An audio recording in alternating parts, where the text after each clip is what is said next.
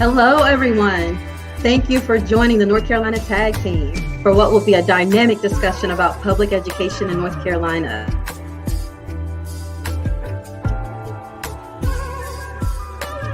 With the outstanding work of our change agents and Dr. Johnny Cruz Craig, we worked on different topics, not just the normal thing.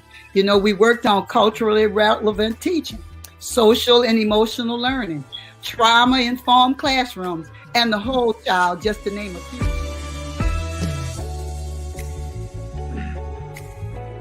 In terms of what you all are doing and what it means to us and what it means to everyone, education is a foundational key. I think it was George Washington Carver that said education is the key to freedom, which is the tie and the link between education and social action.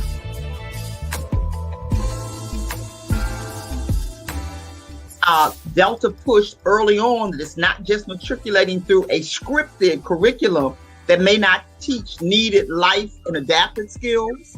We have been pushing through our gyms and other programs that you need to focus on educating the whole person so that our next generation has the basic life skills to navigate and adapt in now an even more demanding and unrelenting world environment.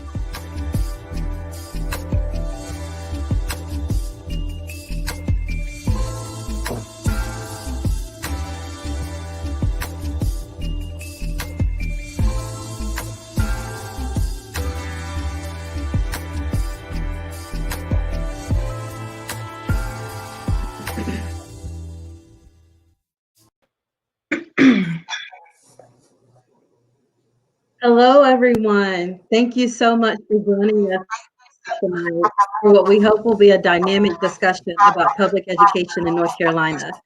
Before we get started with introductions, just want to go ahead and let everyone know that we are experiencing some inclement weather in North Carolina. So in the event that we get disconnected, it's because of that. We hope that you all are able to stay engaged, though, with what will be a great conversation. My name is Marisha Leek, and I am a member of the North Carolina TAG team representing Charlotte, North Carolina. TAG Renice, you're it. Hi, everyone. I'm Renice Gerard. I represent Eastern North Carolina and Greenville, North Carolina. TAG Tia, you're it.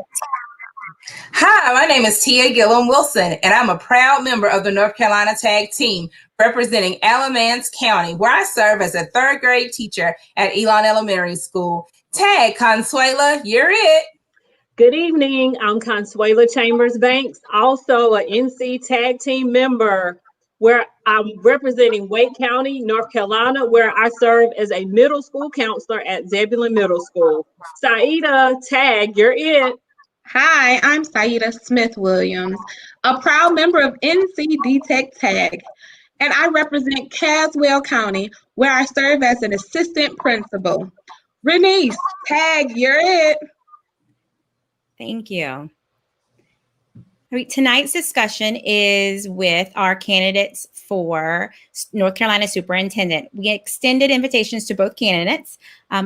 Miss Catherine Truitt, she has a prior engagement, so she's unable to join us tonight. So I will be introducing Dr. Jen Mangrum.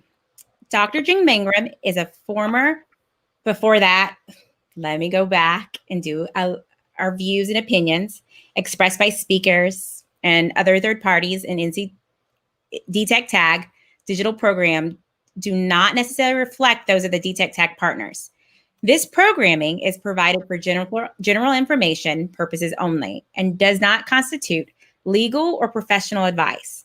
No user should act on the basis of any material contained in the webinar without attaining proper legal or other professional advice specific to their situation.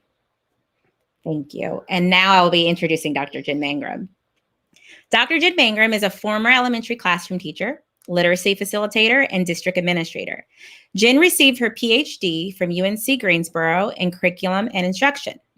She created the elementary education program at North Carolina State University and was the first faculty member in the elementary education department. Jen returns to UNC Greensboro and currently teaches, advises, and coordinates teacher education programs. As an associate professor, Dr. Mangrum provides extensive professional development with teachers around the country and collaborates closely with the National Padilla Center. In addition, Jen co-founded the UNCG STEM Teacher Leadership Collaborative, a support for elementary teachers in schools highly impacted by poverty.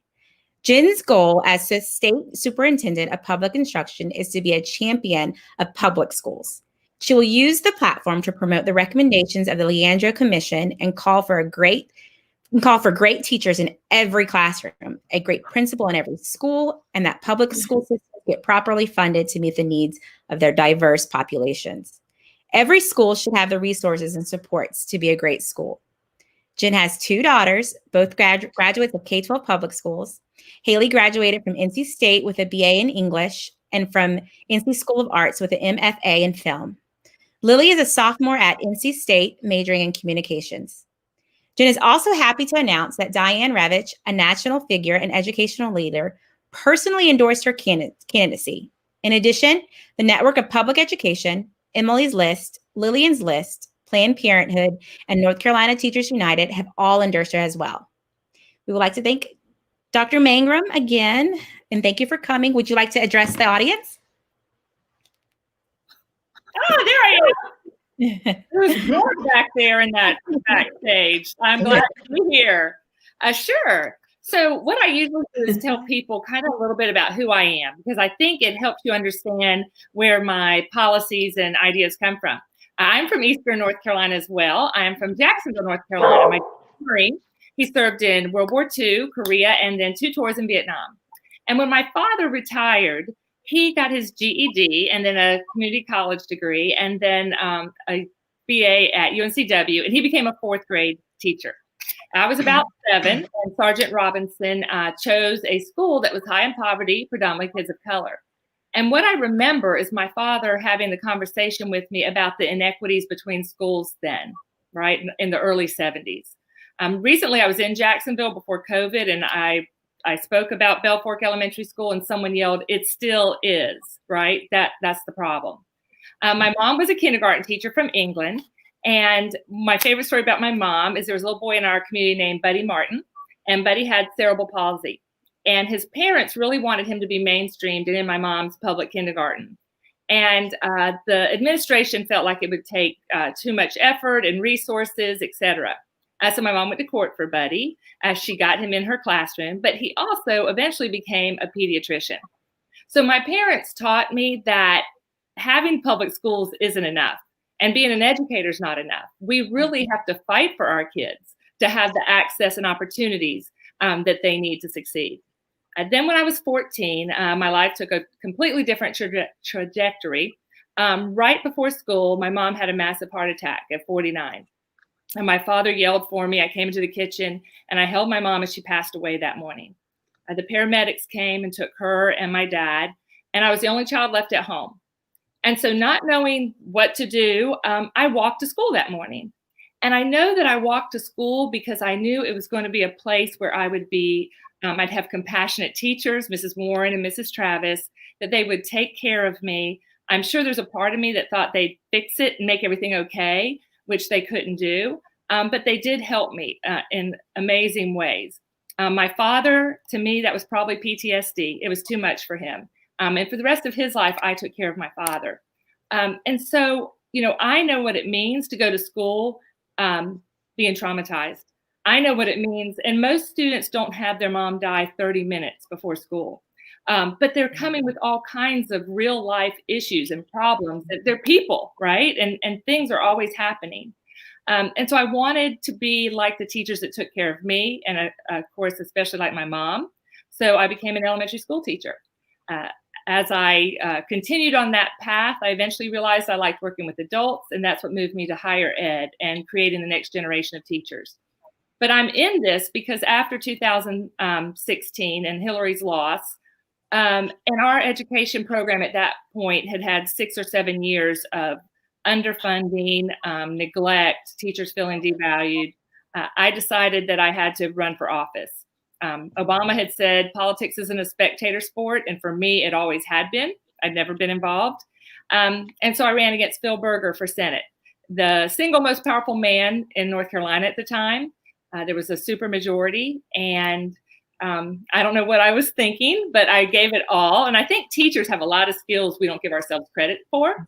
The next day when I lost, Governor Cooper called and he said, Jen, you helped break the supermajority because he spent upwards of $700,000 on himself. And the man had never been challenged. So he'd never had to spend money.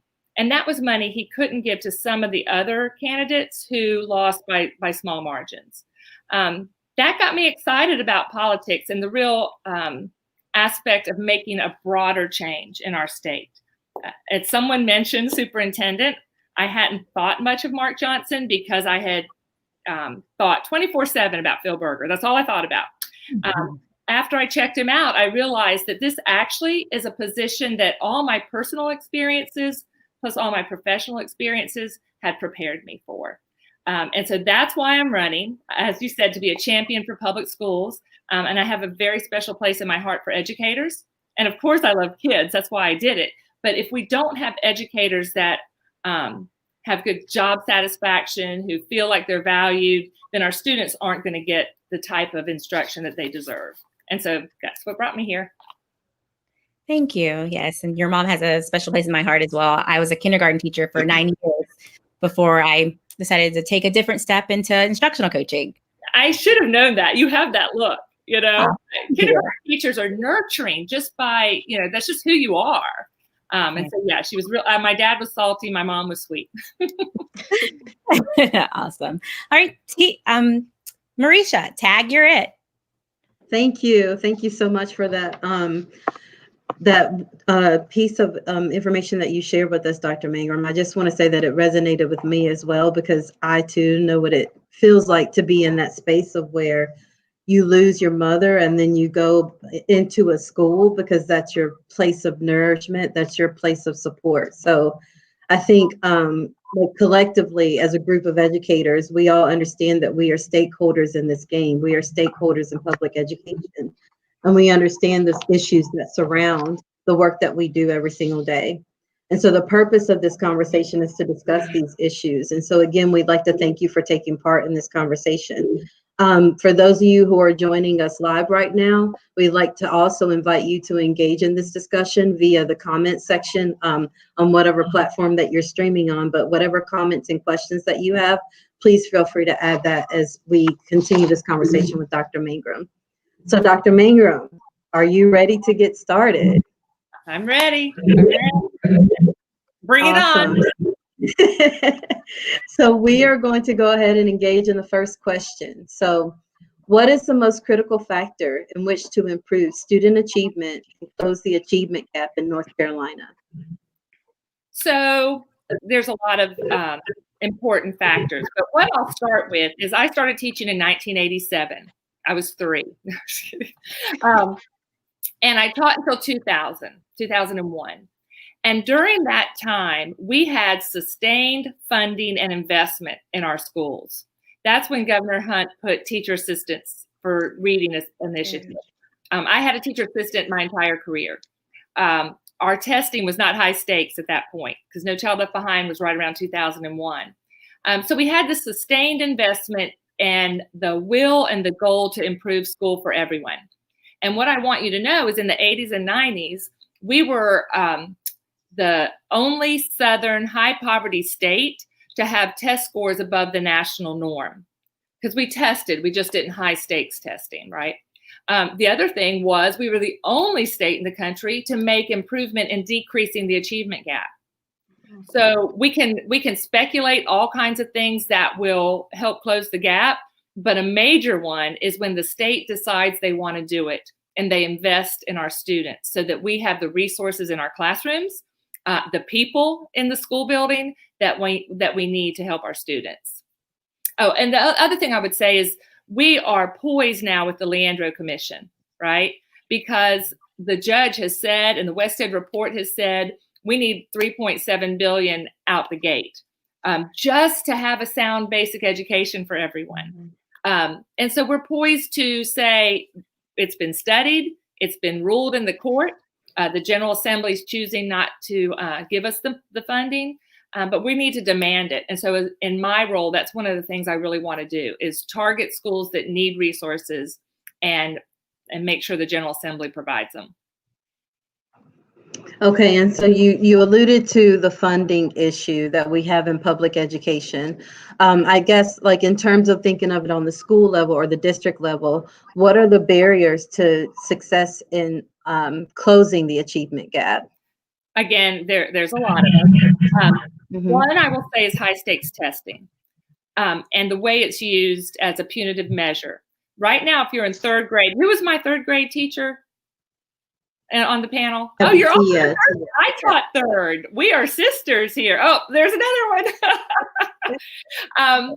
Right now, and you guys know this, if you're a 3rd grader who's proficient or less on this achievement test at the end of the year, you take home a letter that says you are not on trajectory to be college or career ready. We are telling 8-year-olds that they are not going to go to college or have a good job. That's a barrier because I study with my PhD, study all kinds of different issues around education, and motivation is one of them. And you are not going to be motivated if you identify as someone who's a failure, as someone who can't learn, as someone who doesn't belong in school. Also, high stakes testing has narrowed our curriculum. So our students are getting a very limited look at social studies and science in elementary school, if at all. I tell my students that if you have a ring and a peg, you know how you throw the ring at and try to land it over the bottle or over the peg. They did a study in the 60s, and anybody would toss it, and if they made it, they stepped back. And if they missed it, they got closer because people want a challenge. Our students are not challenged, and particularly our marginalized students, because the poorer the school is, the more narrow the curriculum gets, right? And so, and also if you think there's going to be punitive measures, they get really close. Like if you say, if you miss, you're going to have to pay me $1 million, they're going to stand right over it. And so teachers, without even knowing it, are standing right over that peg. And our students are bored. Our students have anxiety. Our students are being labeled and identified as failures. That is not an environment where kids are going to flourish. The next thing is the Republican leadership and this national movement to have us versus them. We have polarized our state and our country, and they're doing it to privatize schools. I hate to accuse anybody of anything, but there definitely is an agenda to dismantle public schools, to encourage a free market system or less government schools. And when we do that, It's certainly not our kids in poverty or our kids of color or our kids with special needs who they're looking out for. That's not who's taking the money, the vouchers, et cetera, to go to private school. The last thing, which is actually embedded in that, is we have an issue of racism in our state and in our country. And I think that teachers, particularly white teachers, get nervous having that kind of conversation and get defensive, right? And, I've read the books on it, but we have to have courageous, hard conversations about racism and racial smog. In White Fragility, it said that racism is actually the laws and policies that oppress people. And so if we can take it off being an individual thing and think about it as what are the policies in your building or in your district or in your state that are oppressing certain children and are keeping them from flourishing. So those are just three. I mean, I know there are more, but those are really big barriers. And I think if we can push through the equity, if we can start looking at children as children and challenge every one of them and give them the same opportunities and access, that we're going to see a big change in North Carolina. Yeah, and I just want to, I thank you for acknowledging and highlighting that. I think that's one particular topic that we know we need to address in education, but we shy away from because we want to make sure that people are comfortable. But the subject of racism is a problem in education. So thank you for acknowledging that. I'm going to go into the third question that I have for you, and this is in regards to funding. So how will you ensure funding is allocated to provide equity in our public schools? The best way to do that is conversations with the General Assembly, conversations with the governor. More importantly, that we have as many Democrats in the General Assembly as possible. Again, without trying to polarize, right now the Republican agenda leadership, not your Republican neighbor next door, but the leadership wants to privatize. And so they're not investing in public schools. How do you get people to move to a charter school? How do you get people to move to a private school? You underfund the school they're in. You don't pay the teachers. You take away the teachers' benefits. You label the school as failing. Like the more detriment you can do to a public school building, the more time people will leave, including teachers. So funding is key and important. So if we have a General Assembly that's willing to talk about it, great. It's going to make my life easier. But if it's not, I'm not afraid to go toe-to-toe with anyone, even Phil Berger, which everyone knows now. My opponent says often that one time I graded the General Assembly with an F, and she said that I was a fighter, like it was a negative thing, and that I needed to be nicer. And I said, some things are worth fighting for, and our children in our public schools are worth fighting for. And fighting to me doesn't mean yelling, screaming, being crazy. It means saying, Senator Berger, that's not okay. That's not acceptable. That's what teachers do, right? Mm-hmm. One of my favorite moments with him was we were in a middle school. We were in a special ed class when we were running against each other. 12 students with severe disabilities. And I said to the teacher when we had a free moment, will you show Senator Berger all the things in this classroom that you paid for yourself? Because how often do teachers get that opportunity to have Phil Berger in your classroom? And so she started, saying, well, this paper, oh, these posters.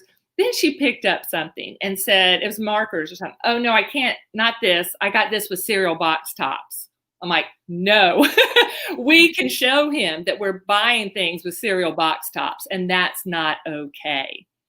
Teachers are putting food in their classrooms for their kids. Teachers are spending money out of their own pockets. I mean, we have enough evidence to go toe-to-toe with anybody in the General Assembly.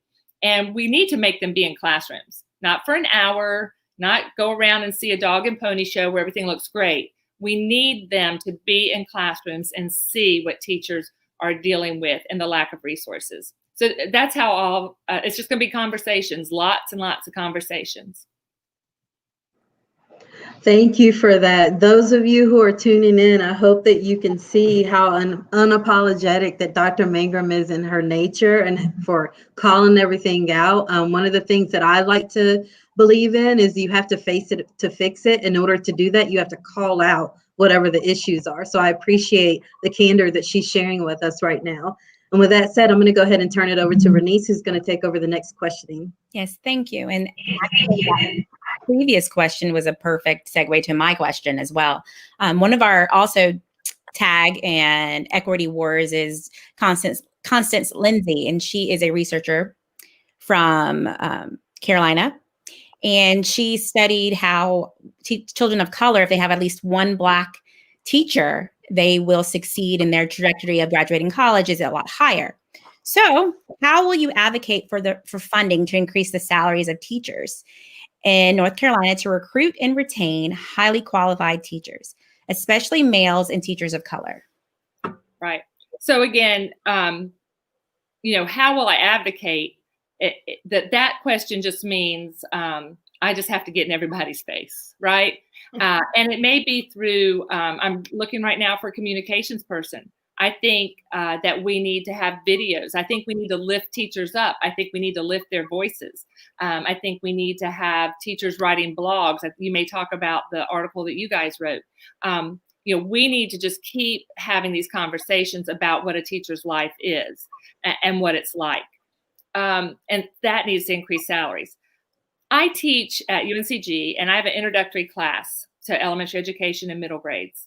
And in 2008, when I first got to UNCG, I had over 200 students in that class. This year, I have 61 this semester. We are losing people every day who don't want to be teachers. And yet they might want to be teachers, but they don't feel like they can, one, live up to that wage they're being paid. That's not enough. Or two, they know they're losing benefits. They know that teachers are devalued. And then all the work we're going through is just to them just not worth it. So I think what we need to do is raise the wage, obviously. Also, when kids come on a college campus, we need to grab them if we've raised the wages, because right now, if they teach science or go into science, if they teach science, they're going to lose about 25% income. And so we need to, early on, if we get the wages up, talk to them about that and try to decrease that big gap. We need to be in elementary schools. Not elementary, although that's okay. That's when I decided to be one, right? We need to be in high schools with a cadet program, right? One of the things I've thought about recently, because I know what you're talking about, the research, and we need to recruit teachers of color, and particularly males, is we, as if I were a teacher of color, which I'm not, but we need to have the conversation about how do we lift up our children to be teachers, right? Because so many Black males that I talk to tell me it's so rewarding, that they really love the impact they're making. Again, upset about the money, right? I get that. But I almost feel like we need to have, we need to find ways that make our young males and our women of color want to be teachers. Teaching fellows has to be expanded, needs to be in HBCUs. I mean, it's ridiculous now that it's in 2 private schools and not in any HBCU. At UNCG, my dean has a goal that at some point he's going to have enough endowment that anyone who goes into teaching goes tuition free. That's going to encourage more people to do it because they won't leave with such debt, right? I think there's a lot of things we can do. I want to change the narrative. The narrative right now is you don't want to be a teacher. And more than 50% of parents nationwide don't want their kids to be teachers. That's where the videos come in, where your voice comes in. I mean, we've had to do a lot of complaining. I want to try and turn that. Let's get our wages, let's get our resources, let's get our funding, and then let's start lifting ourselves up because what we do is so important. I mean, that's how we started the conversation, right? The teachers who made such an impact on me and the reason I was able to do what I did, sorry, it's my puppy, it's rewarding. Yeah. Running for office, I've had my former third graders say, I saw your name on the ballot, or people have written things about me that you don't know they still remember you. You don't get that in corporate America, and so I really want, in order to recruit teachers, salaries, funding, but then let's start talking about the good parts and encourage the people we know we need to go into teaching. One last thing, I also thought if we could offer any person of color a master's degree, or at least waive some of it, because part of a career choice is, where can I go after that, right? What can I do beyond the classroom? And so offering that as incentive. I can tell you right now, I have 6, I call them thought partners, people that have worked really close with me to think about, if I win, what we're going to do on November 5th. 2 are Latinx, 2 are Black, and 2 are white, because I'm committed to DPI being a diverse place, so that young people who want to be teachers are like, okay, there's lots of opportunity. Yeah, I actually previously I taught with 2 male beginning teachers, and just wanting them to stay encouraged and keep going, because they are doing the hard work, even though it is hard work. Did they stay? Yes, they're still currently teaching and doing amazing things. So our next question is turning it over to curriculum. So curriculum updates what curriculum updates and improvements would you suggest for culturally responsive teaching? Yeah, so we, the 3 women you had talk at the beginning in the video really hit on some things for me in terms of instruction. One of the books I use with my grad students is Multiplication is for White People, written by Lisa Delpit. That statement was made by her daughter, as if, because her daughter was Black, she didn't do multiplication, right? What we need to do is we need to have highly integrated instruction that reflects real life experiences, that touches on students' interest and cultural backgrounds, and is culturally sustaining, and they see themselves in it. And basically that's having very good, high quality instruction that we would want for everyone, right? You mentioned on my intro that I co-founded the UNCG Teacher Leader Collaborative. What we did was we taught teachers how to teach, elementary teachers how to teach engineering in elementary schools. And we were only in schools high in poverty and kids predominantly of color, because part of our study was also how to help kids identify early in the sciences, right? And we have videos at uncgtlc.org. These kids are so engaged and so remarkable, and people think we handpicked them, right, when they talk.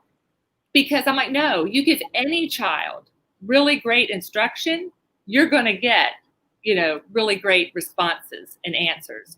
One little boy, one of my favorites, he goes, when I get something wrong, I don't want to know if it's right or wrong. I just want it clarified.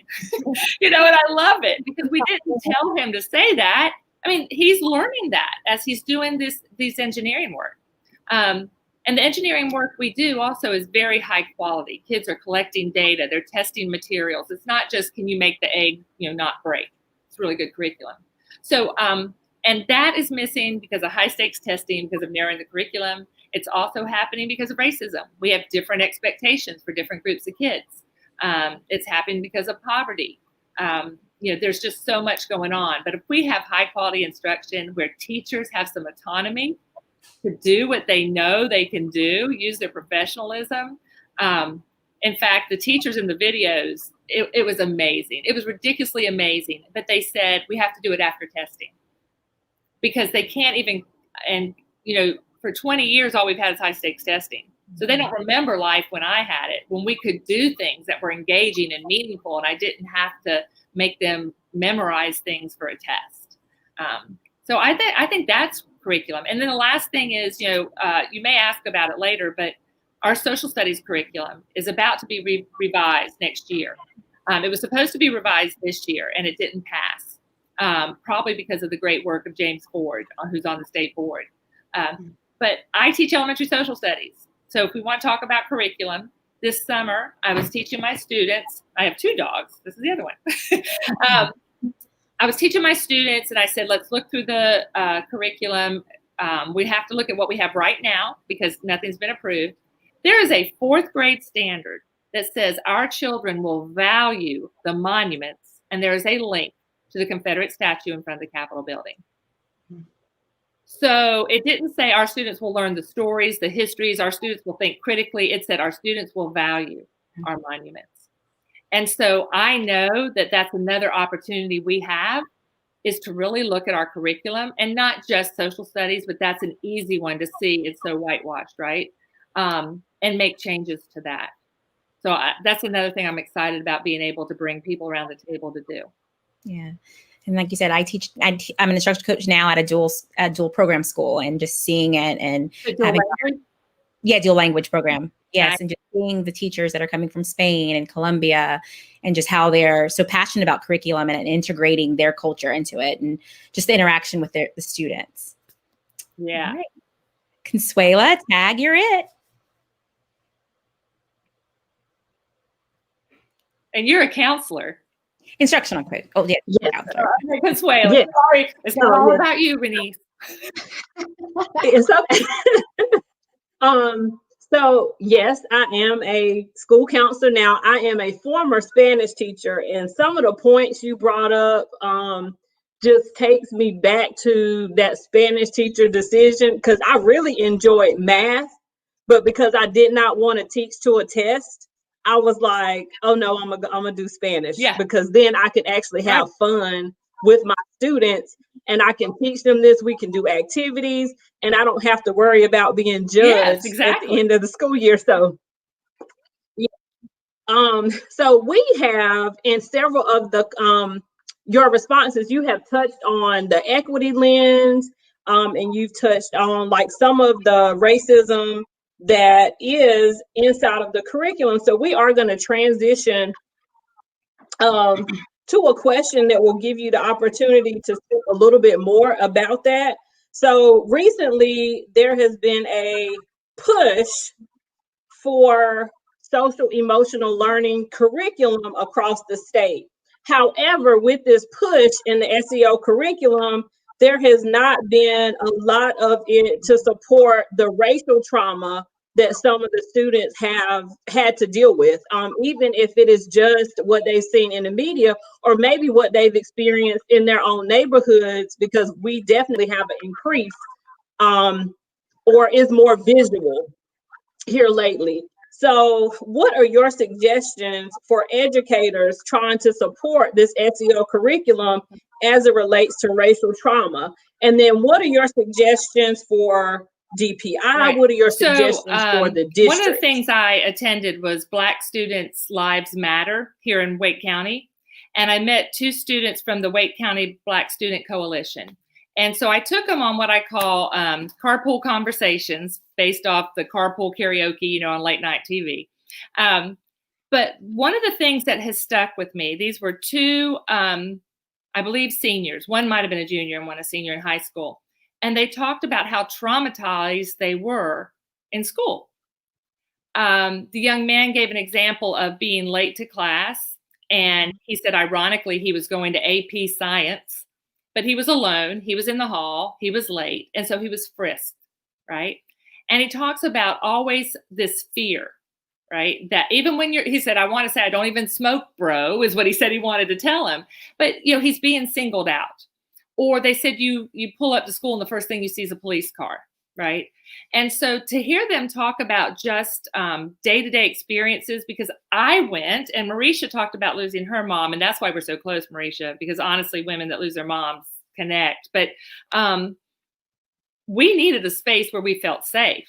And so if we had come in after all we've been going through and continued daily, and we're frisked, or treated as though we're doing something wrong, that can be traumatized, because you're always kind of watching yourself. When a police car pulls up behind me and the lights go off, I can't breathe. Y'all ever feel like that? And so imagine if, being a person of color, because I feel that way. And yet I know the worst thing's going to happen, I'm going to ticket, right? So we really do need to think about the trauma our students are experiencing in the building.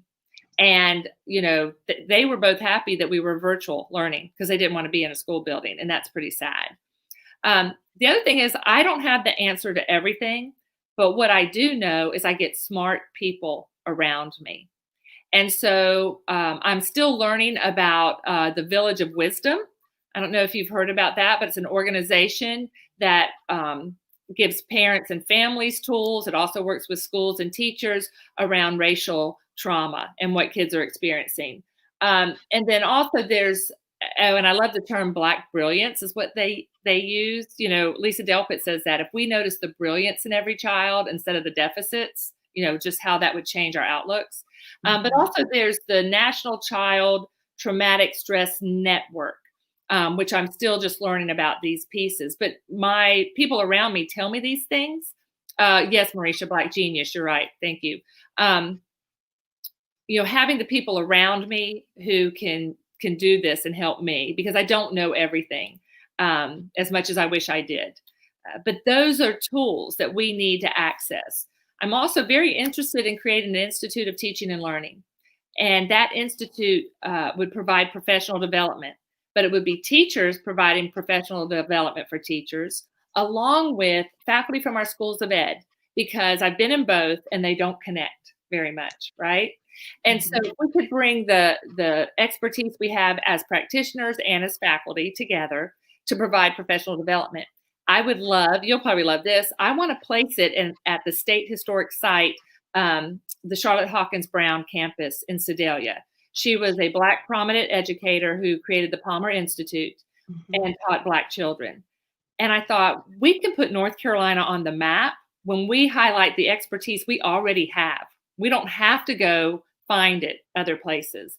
And I think people would come to us. And then we can also showcase, the histories in North Carolina other than, the white victor stories or the master narrative. And I love the idea. It's a state historic site, so we already own it. It's a beautiful building. And I just think it was a great way to honor her work. But those kinds of organizations we talked about could help us provide really high quality professional development for teachers. And I think when you said the DPI, this institute would be owned by DPI. And why I say that is different universities have their own institutes, but there are a lot of smaller universities that don't have that infrastructure. There's also lots of, Wake County has state, Greensboro has UNCG, but there's a lot of places in our state that don't have access to, faculty. And so having a statewide infrastructure that belongs to all of us is important, and it would definitely support the districts. And those that are in the most need would get the priority. So I really appreciate your transparency with that question. Sometimes. And if you are looking for people to support in that endeavor, you're the girl. Yeah, hands up hands up right here. Would love to support that. So I do have one additional question for you. What are your plans to ensure that teachers' voices are heard, especially those that represent the most marginalized groups in North Carolina? Right. So I already mentioned that my team right now, they've been thinking with me about, I've already written a vision, a mission, and my core values, which are all around equity. Of that team of 6, 4 are teachers. And of the 4 that are teachers, I already mentioned 2 are Latinx and 2 are people of color or Black. So I'm modeling that. So I have teachers' voices already in my ear. When I decided to create a reopening plan, it's on my website, jenmangrumfrancy.com. I have 12 teachers, and many of them were parents. So I felt like we were getting the parent voice and the educator voice. And when I say educator, I also include guidance counselors, right? I include anyone who is influencing children in a school building, and that's everybody, right? That's our bus drivers. That's our cafeteria workers. And so the other thing is I'm a proud NCAE member. My opponent says, I'm boo, it's a union, whatever. I was a member when I was a teacher, and I'm a member now.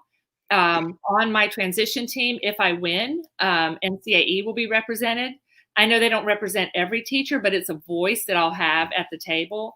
To me, it's a no-brainer. It is not hard to find educators who would love to share their voices. And I think sometimes in any organization, you get the same people doing the same thing all the time. Like my opponent taught for 3 years and ended up being McCrory's senior advisor, Margaret Spelling's pre-K university partner, and then the chancellor of WGU.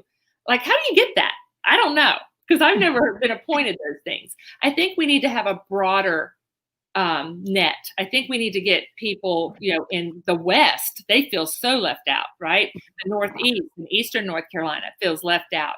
everything shouldn't be Wake County. Everything should be Charlotte-Mecklenburg.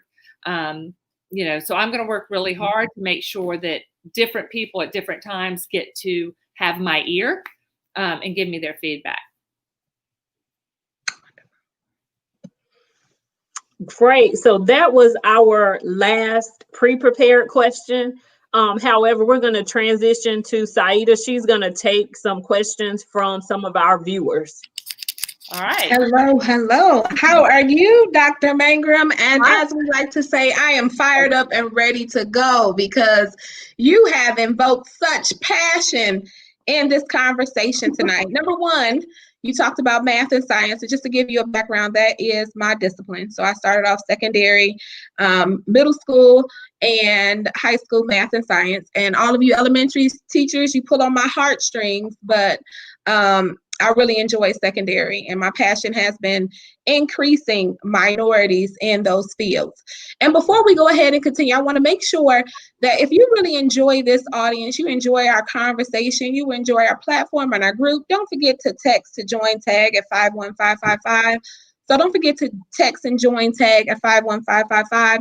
And audience, I'm looking forward to seeing all of your questions scrolling down. And I know you have some of those burning and desirable questions as well. We are so elated to have witnessed and seen, and I like to call all of these women my sisters, okay? So when I reference them, Dr. Mangrum, I reference them as my sisters just because I really feel that women need to make sure we are collaborative, we collaborate, and we are on a passion of united front for educational excellence. But as you know, we are having a difficult time, and even in our prospective roles as well as supporting other teachers, when it comes to remote and virtual learning. One of our members did create and has an article that we're going to allow to scroll down here. And that article is teachers feel like they are holding their breath underwater. And teachers really do feel like during this time they are holding their breath underwater. Why? Is because they had to change not only the input, but the output, their curriculum. They also had to change sometimes the inflection. And I know for me personally, I'm not a warm and huggy type of person. And I give shouts out to all of my beautiful sisters up there that like the little babies to hug them. But I do still enjoy my secondary babies. And they have taken care of me and nurtured me. But behind the screen, I cannot touch them, feel them. I can't see the passion that they have. So one of my very first questions is, what are your thoughts on the mental health, the mental strain that educators are experiencing and navigating through a time of hybrid and remote learning? What type of encouragement, but what are your direct thoughts, direct plans as we move forward? We're bracing for the reopening, but also there is fear behind the bracement of reopening. We are excited to see our students and our children, I call them lovingly, but that still gives us an unprotected margin that we have to be able to invoke for our own personal family. And oftentimes it is excluded or alluded to the fact as if we don't want to work in that space. So I always say, shouts out to all my educators, shouts out to all my teachers, because mental health is a great concern, and I would love to hear the aspect that you have regarding that. Yeah, and Marisha, you wrote that article, right? And I read it on Facebook. I think you posted on Facebook or Twitter. And what caught my eye was the title. Like, I just think you hit the nail on the head when you said teachers feel like they're holding their breath underwater. Knowing that if you stop holding your breath, you're going to perish, right? I mean, you don't have any other option but to keep holding it. And also the suggestions you made really resonated with me. They're things I've been thinking about as well, and people should read the article. I guess it was Sunday night. If you follow me on Facebook or whatever, I just thought about how I used to feel on Sunday nights. And I know that teaching online is harder than in person because I teach online at college, and it's always more difficult. It's also less fun because we can't have that interaction, right? And that we're longing for. And it loses something with online. And And so I really felt for teachers. I said, I bet you guys are grading and planning and, all the things you're doing, knowing that tomorrow some of you are teaching virtually and some of you are doing virtually and in person. And it's just going to be exhausting. If you've been a teacher, you know how exhausting it is. And all I put was, I see you, I hear you, I got you. And it got shared like 100 times. Teachers aren't asking for the moon. They're asking for people to understand what they're experiencing and to have some concern and patience with them. And it's such a trying time for everybody. So Marisha said to listen to you guys. Exactly, right? Finding comfort, making the small changes that you can. But why are we testing during this mess? Why is EVOS? Somebody was writing about being evaluated. Like, I just think there's common sense things and they're mostly men. I'm sorry, but the men in the General Assembly who are saying this has to be done, it's ridiculous. If we really care about kids' social and emotional well-being, we already said how hard it is when we tell them, oh, you're not on trajectory to go to college. Now we're going to go, oh, yeah, there's a pandemic. You don't get to see your teacher. And yeah, you probably won't go to college or have a good job. But hey, do the best you can. There's just common sense things that we should be putting in place. I go to Finland. I've been twice. I was supposed to go March 17th and COVID kept me from going.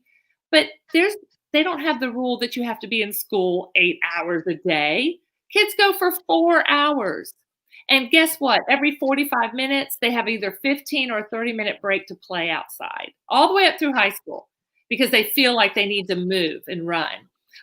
Why do we feel like we have to sit behind a computer and teach to get to check off the hours? I'd also like to do project-based learning. There's states that I've looked at their reopening plan, and they're using virtual learning to have kids work on projects. I think it was Maryland, but let's say Maryland, all kindergartners in the state, the first quarter, were doing frogs or whatever, right? And so they're using their computer to research frogs, to find films of frogs. They're reporting when they do meet with the teacher what they've learned. They're reading things. I'm like, that's the instruction we talked about earlier. Someone told me, they go, only 3 of my students show up. I go, what do you do during the class? I go, is it boring? Oh, yeah, it's boring. Well, then why would they show up? Like, why would you go to the trouble to get out your computer or go to the bus area where there's a router and sit to do worksheets on a screen is what you're doing. Our current superintendent talks about innovation, but to me, he uses technology as just as a worksheet or a workbook. That iStation mess, right? Taking all these multiple choice questions. To me, these things are common sense, and teachers, y'all are all nodding, because like, we know this. We shouldn't be testing. We shouldn't be evaluating. We shouldn't put extra stress. We don't have to go to school 8 hours a day. There's this thing called asynchronous where your kids can do work, not in front of you. Again, I don't understand where all the difficulty comes in, other than people are making decisions about teaching who are not teachers. Okay. Well, I thank you. We also have an additional question, but before we do that, I have the personal privilege of just saying happy belated birthday, Dr. Jen Mangrum. I was so happy to be one of your Facebook people to, scream it aloud, and that was prior to our conversation, but I hope the group appreciates that I'm taking this personal privilege. Also, audience member, take your personal privilege to not only address happy birthday, but also to address any questions or concerns you would love for me to be able to address.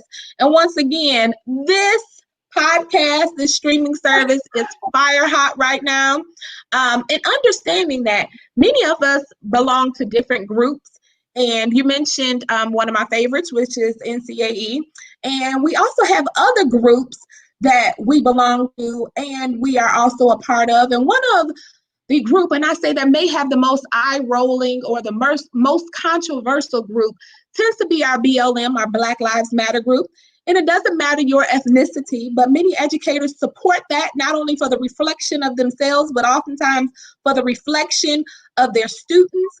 And within that group, and in any type of specialized group that may not agree with the masses, and we're going to say may because we do not know, teachers right now are feeling inundated and fearful, despite the shortage that you mentioned, despite the intrinsic motivation that we have to do our best, but oftentimes teachers feel they can't speak on behalf of being an individual and supporting movements similar to Black Lives Matter.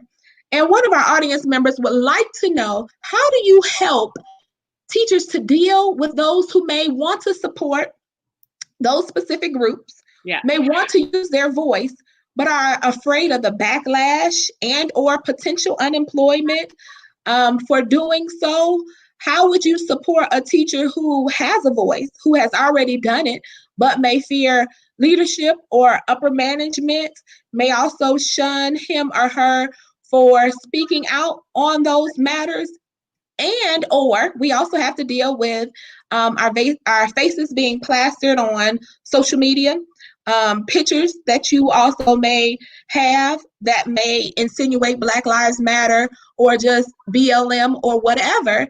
And I would love to get not only your input, but also a detailed conversation that you would have for a teacher who is fearful, a teacher who is also tends to be judged, intimidated regarding those particular groups and those particular issues.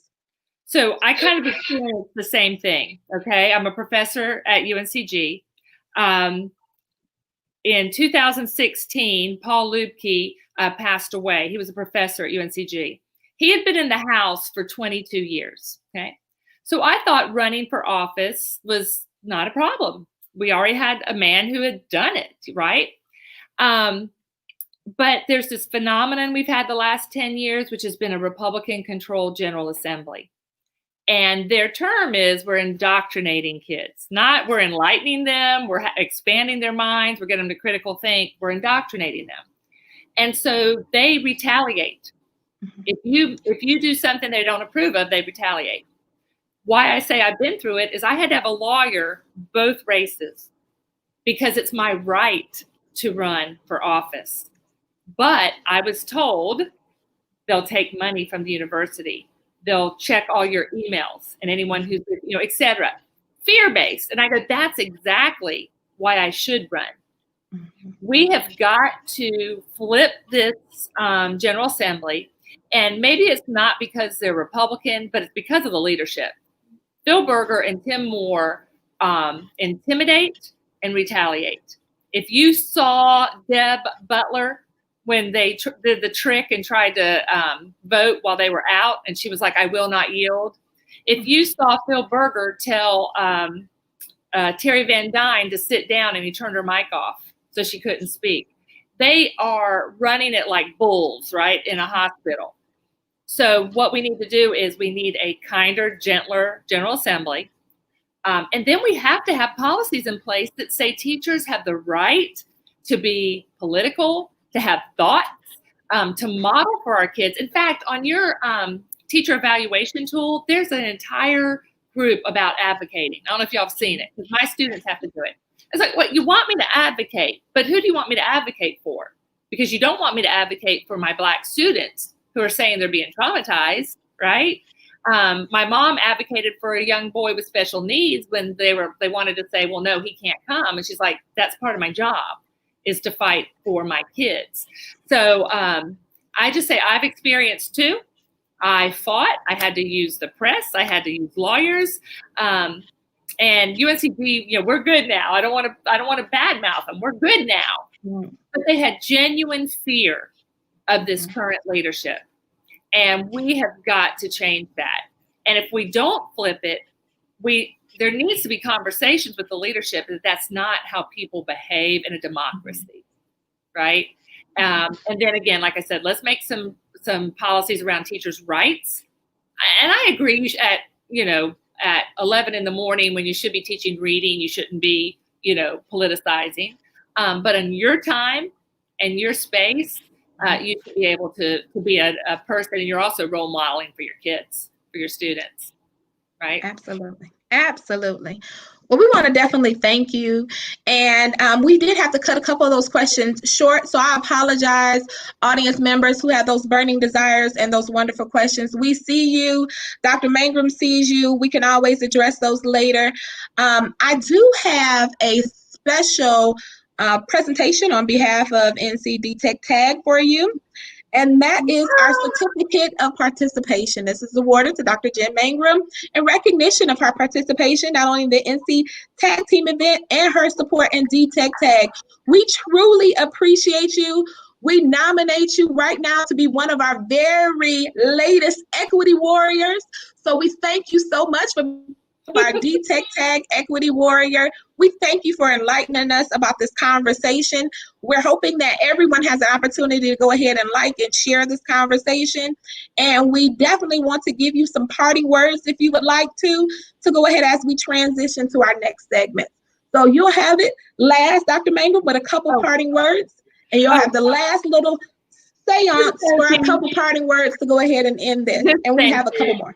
Thank you for what you're doing. Thank you for this show. Thank you for noting that I'm transparent. And sometimes that's not a good thing. You know, if I win, I may not be reelected in 4 years because I am who I am. But I am real. The only advice I would give you, I love the term equity warrior, but then it's EW and it's like, ew. That's funny. Come on, y'all. That was funny. Absolutely. That was funny. Okay, you have to watch Jimmy Fallon when he's like, I've had a great time. And what you're doing is a great service for educators, for parents, for students. I hope your high school babies are watching because once we all, you know, some people don't want to vote because they feel like it doesn't matter. And I would tell you probably 4 or 6 years ago, it probably didn't matter. It was the same kind of person over and over. I think when Hillary lost, a lot of people like myself, I thought I was a rebel, but it ended up being women all across the country, diverse people.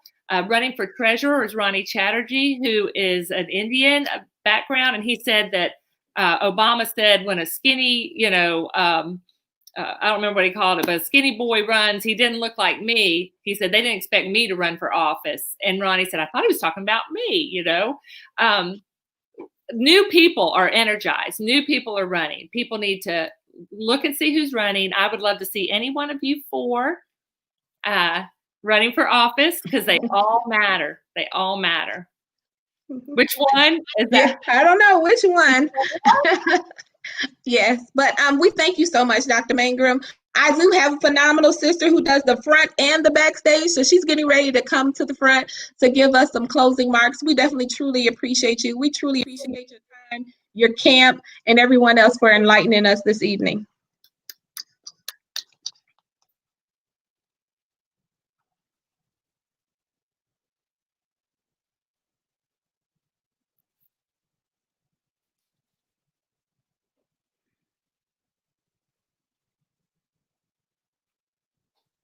TA, you're muted.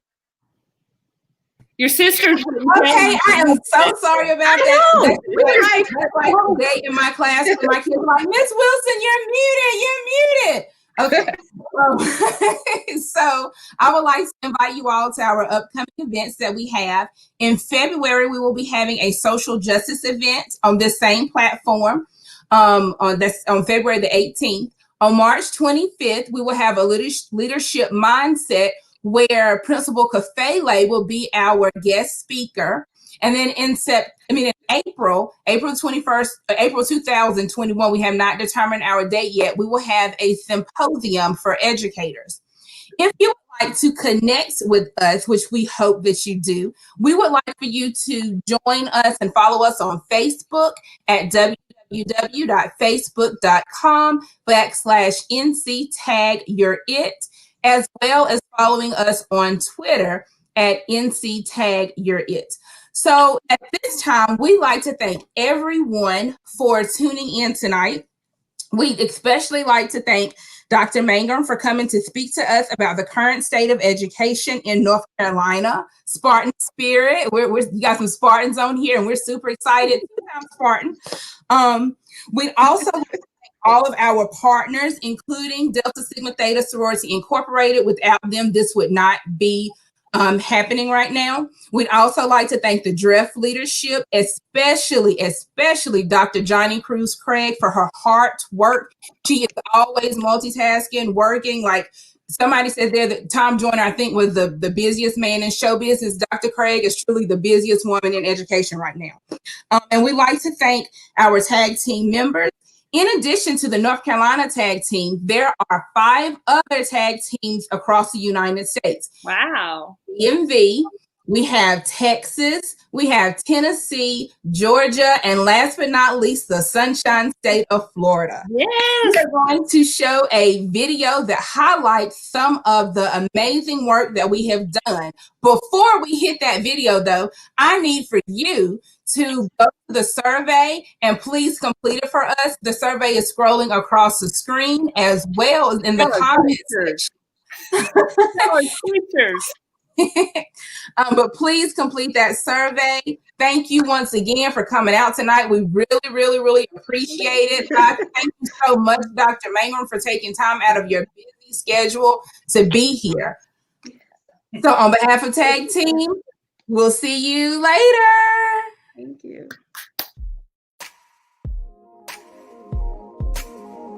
We gotta fight against them, but we need numbers. We need to show up at school board meetings. We need to show up at county commissioner meetings. We need to have someone on the agenda to talk and know what they're talking about to advocate.